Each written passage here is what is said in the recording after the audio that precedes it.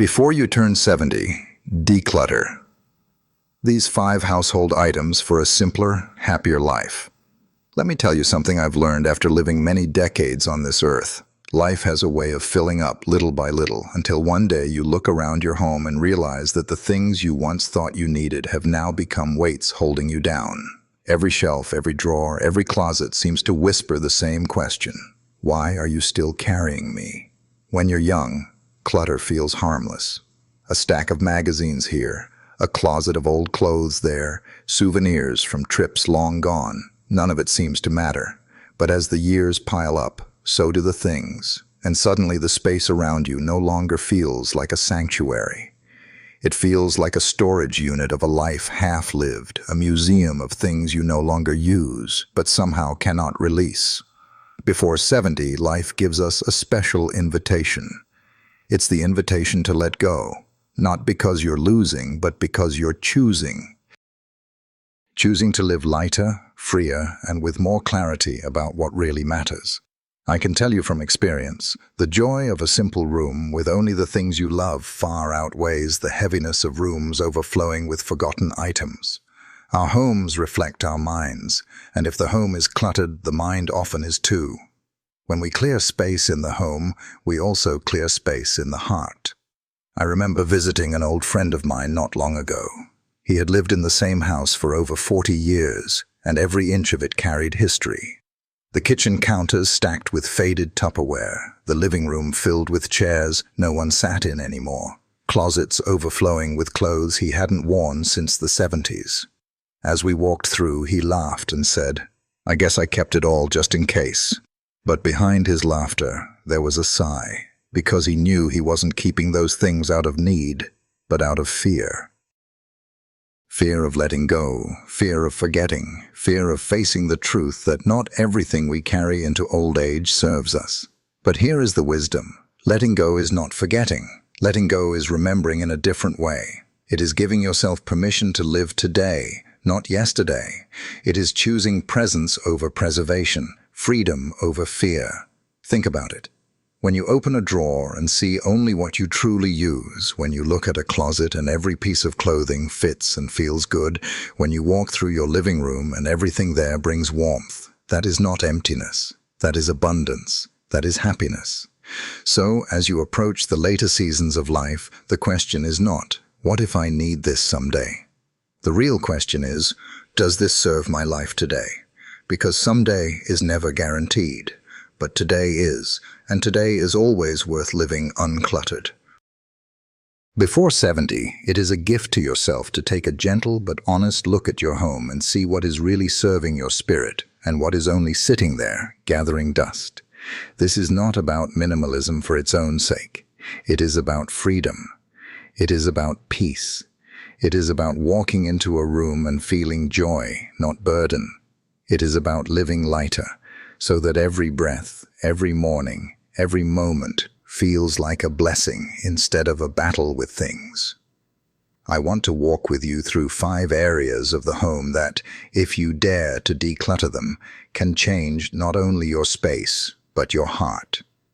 These are not just objects, they are symbols. And when you release them, you make room for life to surprise you again. Are you ready? Then let us begin.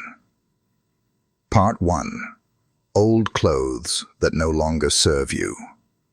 Take a look at your closet. Go ahead, open those doors in your mind. How many of those shirts, pants, dresses, or jackets have you actually worn in the last year? 2 years. Some of them probably still have the tags on them, waiting for that special occasion that never came. Others may be 3 sizes too small or too big, reminders of who you used to be, or who you hoped you'd become again. Clothes carry stories, yes, but sometimes those stories are chains. I once held onto a jacket for over 20 years. It was from the time when I first became a father. A jacket I wore to take my children to the park. It wasn't in good shape anymore. The seams were frayed, the fabric thin. But every time I thought about giving it away, I told myself, this is part of me. If I let it go, I lose the memory. Then one day, I realized the truth. The memory was not in the jacket. It was in my heart. My children remembered the laughter, the walks, the time we shared. They didn't need that old jacket to remind them, and neither did I.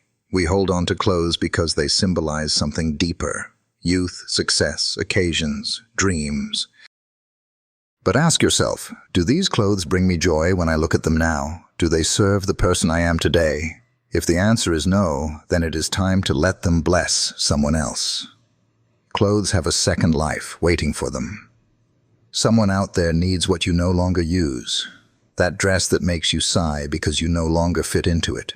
It could make another woman feel beautiful. That old winter coat you never wear because you moved south. It could keep someone warm through the bitter cold. There's a strange freedom in opening your closet and seeing only what fits your body and your spirit today. No guilt, no someday. Just the comfort of knowing everything there belongs in your life now. When you let go of old clothes, you let go of a weight you didn't even realize you were carrying. You step out lighter, freer, and far more at peace with the person staring back at you in the mirror. Part 2. Stacks of papers, magazines, and old bills. Now let's walk over to another heavy corner of the home. The piles of papers that somehow grow like weeds. Bills from 20 years ago. Stacks of magazines you promised to read. Yellowed newspapers you thought you'd save for later. A drawer full of receipts, warranties for gadgets you don't even own anymore, and letters that never got sorted. It may seem harmless, but paper clutter is one of the heaviest burdens to carry.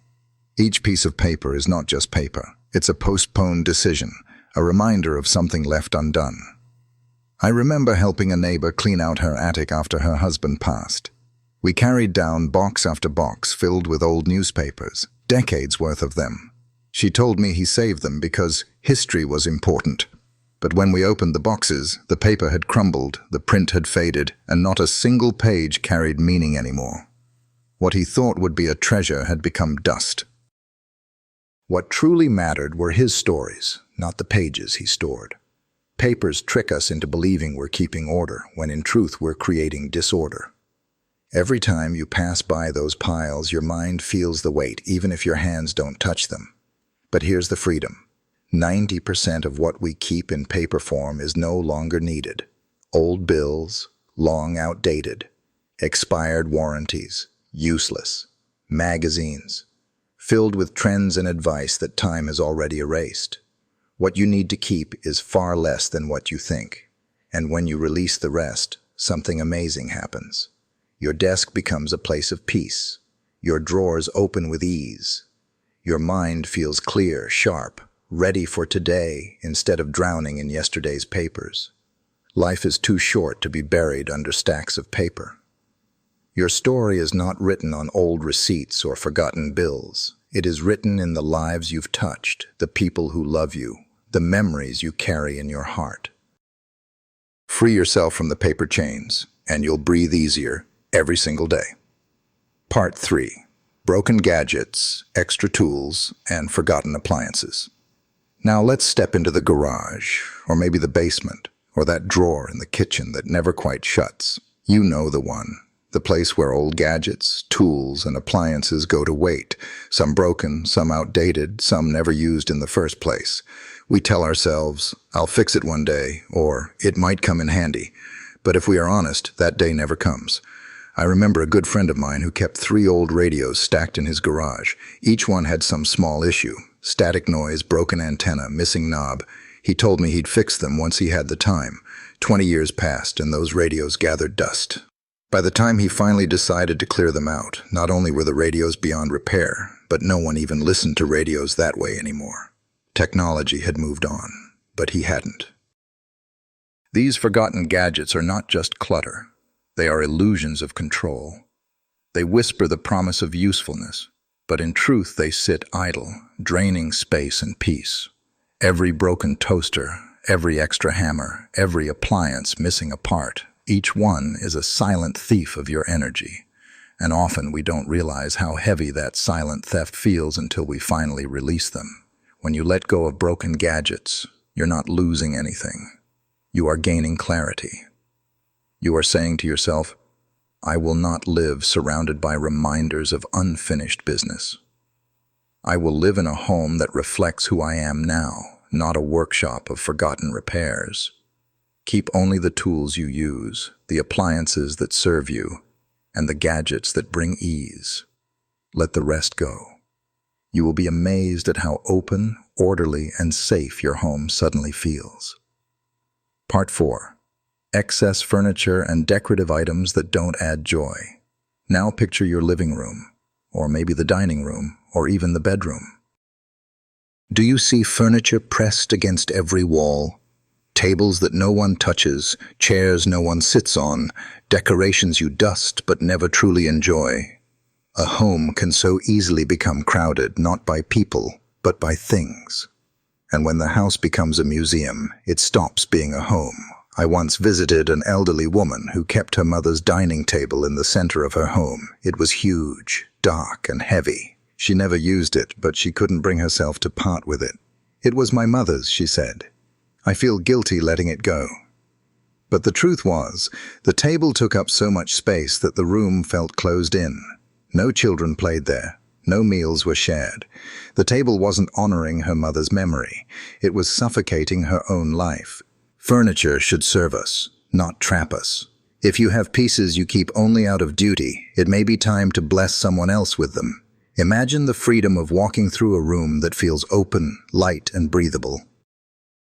Imagine having space to move, to gather, to welcome guests without shuffling through crowded hallways or squeezing between unused chairs. And decorations, those little trinkets and ornaments scattered across shelves, are they bringing you joy, or are they just collecting dust? When every surface is covered, nothing stands out. But when you keep only what makes your heart smile, your home becomes a place of warmth instead of weight. Life after 70 should not be about guarding furniture or dusting endless knickknacks. It should be about laughter, conversation, and rest. When you clear the excess, you reclaim your home as a place of living, not storing, and that is a gift beyond price. Part 5. Memorabilia that has lost its meaning. Perhaps the most difficult things to part with are the small keepsakes, the boxes of trinkets, the souvenirs from trips long past, the trophies from decades ago. Each one carries a memory, or at least it once did. We keep them because they remind us of where we've been, who we've loved, what we've achieved. But over time, those objects begin to pile up, and instead of being treasures, they become burdens. I once had a box filled with old awards and certificates. At first, I kept them proudly. They were proof of a life of effort and accomplishment. But as the years passed, I realized I never once opened that box, except to move it from one place to another. The memories of those achievements weren't in the paper. They were in me. Letting go of that box didn't erase my life story. It actually freed me to live the story still unfolding. I also recall a dear friend who had a collection of souvenirs from her travels. Keychains, magnets, postcards, all tucked away in drawers. She kept them because she feared forgetting the joy of her journeys. But she discovered something beautiful. When she let them go, the memories remained. She could still close her eyes and remember the laughter, the sights, the feelings. The trinkets weren't the memory. They were just placeholders. And they were stealing her space. Memorabilia can be sweet, but not all of it deserves to follow you into every season of life. Choose the pieces that truly warm your heart and release the rest. Keep the photograph that makes you smile, but don't keep the blurry stack of 100. Keep the letter that still speaks to your soul, but don't cling to every scrap of paper with handwriting on it. Your heart knows the difference between what is truly precious and what is only clutter disguised as meaning. When you clear away the memorabilia that no longer stirs your spirit, you make room for the memories you are still creating. Because even after 70, life is not finished. There are still new smiles, new joys, new stories waiting to be written, and they deserve space. Conclusion. So here we stand, at the end of this journey through the hidden weight of our homes, clothes, papers, gadgets, furniture, memorabilia.